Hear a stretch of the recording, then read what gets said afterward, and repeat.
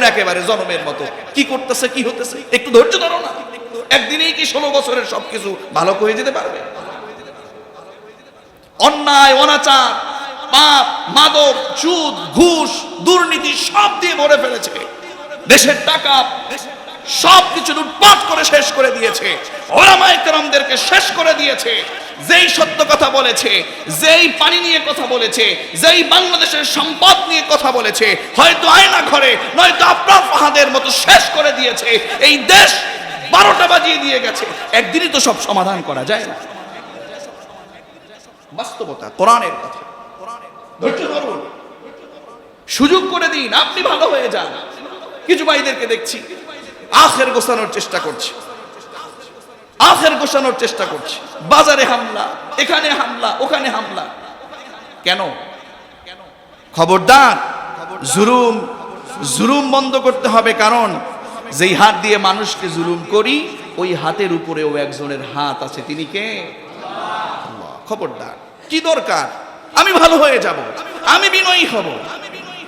মূর্খদের সাথে তর্ক করার কোনো প্রয়োজন নেই, জাহেলদের সাথে তর্ক করার কোনো প্রয়োজন নেই। আপনার তর্কতে কখনো দেশ উন্নত হয়ে যাবে না। কি দরকার? আপনি আপনার কাজ করুন, দেশকে নিয়ে কাজ করুন, ঘরকে নিয়ে কাজ করুন, সমাজ নিয়ে কাজ করুন, নিজে আপনি এগিয়ে যান।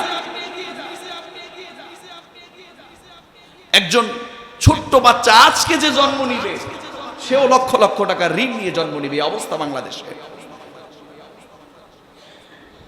বুঝতে হবে আপনাকে, শিখতে হবে আপনাকে, জানতে হবে আপনাকে। যাই হোক, আমরা সেদিকে আর যাচ্ছি না।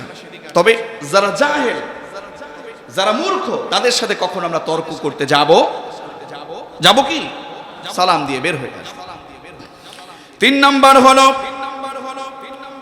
এই দেশের জন্য কিংবা নিজের জন্য উন্নত করতে চাইলে, রহমানের বান্দা হতে চাইলে 3 নাম্বার গুণ যেটা অর্জন করতে হবে, আল্লাহ বলেন ওয়াল্লাযীনা ইয়াবীতুনা লিরাব্বিহিম সুজদান ওয়া কিয়ামা। আল্লাহু আকবার। তাহাজ্জুদের জায়নামাজে দাঁড়িয়ে যেতে হবে আপনাকে।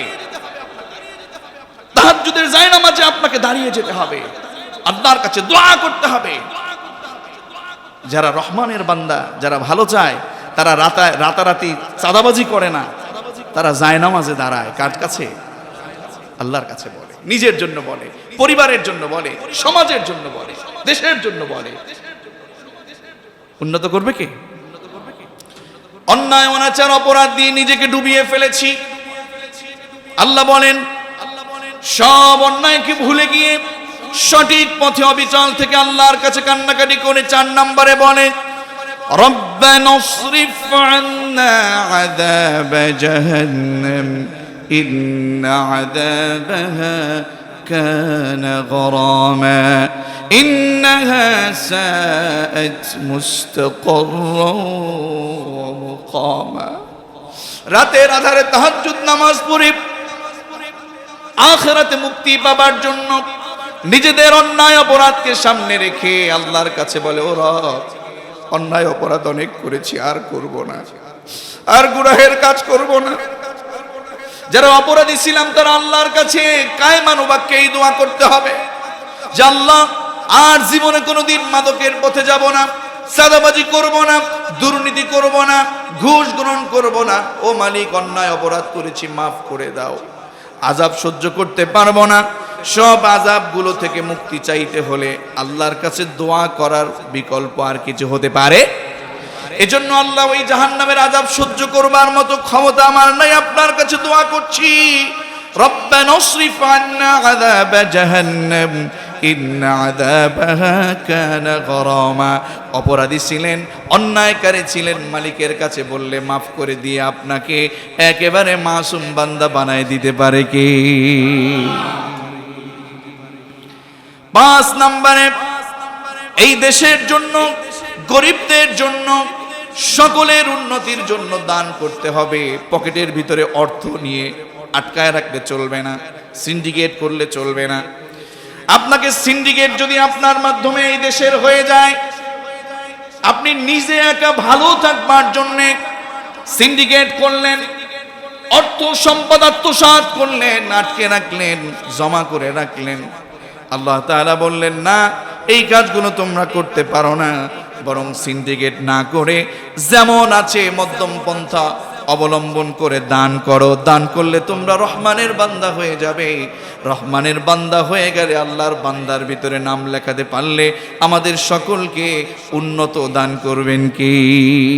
উন্নতি দান করবেন তিনি আমাদেরকে ডেভেলপ করে দিবেন সবকিছু। এজন্য আল্লাহ বললেন, ওয়াল্লাযীনা ইযা আনফাকু লাম ইউসরিফু ওয়া লাম ইয়াকতুরু ওয়া কানা বাইনা যালিকা কাওয়ামা। জোরে বলুন আল্লাহু আকবার। দান আমরা করব, সেটা মধ্যম পন্থা অবলম্বন করে দান করব। আর দান করলে খুশি হন একজন, তিনি কে? এরপরে রব বললেন 5 নম্বরে শিরক করা যাবে না।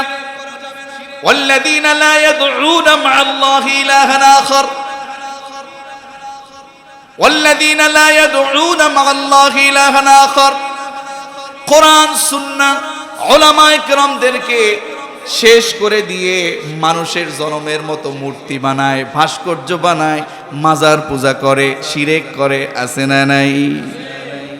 যত ভাস্কর্য বানানো হোক না কেন, যত মূর্তি বানানো হোক না কেন, সব কিছু শিরকের অন্তর্ভুক্ত, ঠিক কিনা বলুন?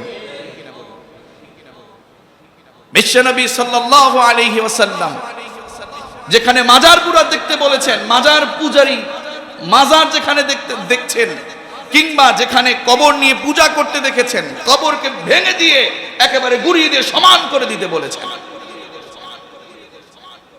একেবারে মূর্তি, ভাস্কর্য, বিভিন্ন কিছু দিয়ে দেশটাকে রোশানলে কঠিন অবস্থায় ফেলে দিচ্ছিলাম আমরা।